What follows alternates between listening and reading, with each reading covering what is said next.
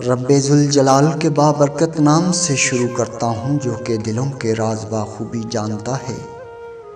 5 غیر اخلاقی سوالات کبھی نہ پوچھو۔ کسی بے روزگار سے کہیں نوکری لگی ہے؟ رشتے کے انتظار میں بیٹھی ہوئی لڑکی سے کہیں رشتہ ہوا؟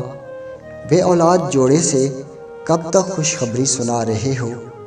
کرائے پر رہنے والوں سے اپنا مکان کب بنا رہے ہو؟ بغیر سواری کے رہنے والوں سے اور گاڑی کب خرید رہے ہو؟ آپ کے ایسے لاپرواہ سوالات کسی کے لیے شدید ڈپریشن کا باعث بنتے ہیں۔ خوش رہیں، خوشیاں بانٹیں۔ ناظرین کرام، آج کی ہماری ویڈیو کا ٹاپک ہے فسطاط کا قلعہ۔ ویڈیو اچھی لگے تو ہمارے چینل کو سبسکرائب کیجئے اور ویڈیو کو لائک کیجئے۔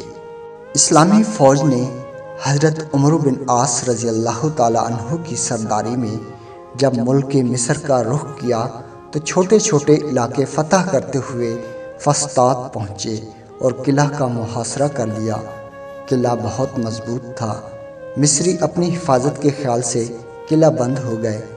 ادھر مسلمانوں کے پاس سامان رسد اور فوج بھی کم تھی۔ دوبارہ خلافت سے مدد کے طلبگار ہوئے۔ حضرت عمر نے 10,000 سپاہی اور 4 افسر مدد کے لیے روانہ کیے اور یہ لکھ کر ایک خط بھی روانہ کیا کہ ان 4 افسروں میں ہر ایک 1,000 سوار کے برابر ہے۔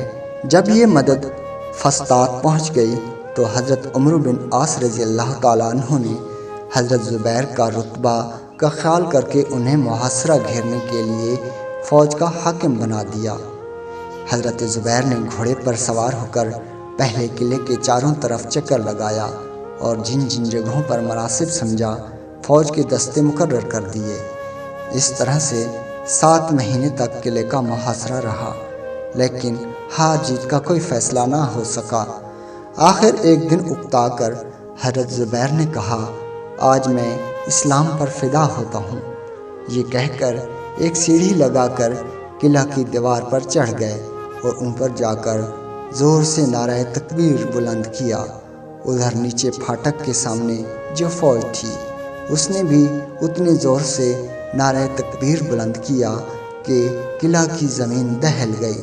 اہل قلعہ سمجھے کہ مسلمان اندر گھس آئے ہیں اور وہ پریشان ہو کر ادھر ادھر بھاگنے لگے۔ موقع کو غنیمت جان کر حضرت زبیر نے نیچے اتر کر قلعہ کا دروازہ کھول دیا اور پوری فوج اندر گھس آئی۔ لوگ گھبرا کر ادھر ادھر بھاگنے لگے۔ حاکم شہر مقوقس نے امن کی درخواست کی اور فوراً امن دے دیا گیا۔ اس طرح حضرت کی عقل مندی اور بہادری سے یہ زبردست قلعہ بھی مسلمانوں کے قبضہ میں آ گیا۔ ناظرین کرام، صحابہ کرام رضی اللہ تعالیٰ عنہ نے اللہ کی راہ میں اپنی جانیں قربان کرنے میں بھی دریغ نہ فرمایا اور اسی جذبے کے ساتھ وہ ساری دنیا پر چھا گئے۔ ناظرین کرام، امید ہے ویڈیو آپ کو اچھی لگی ہوگی۔ ہمارے چینل کو سبسکرائب کیجیے۔ اللہ نگہبان۔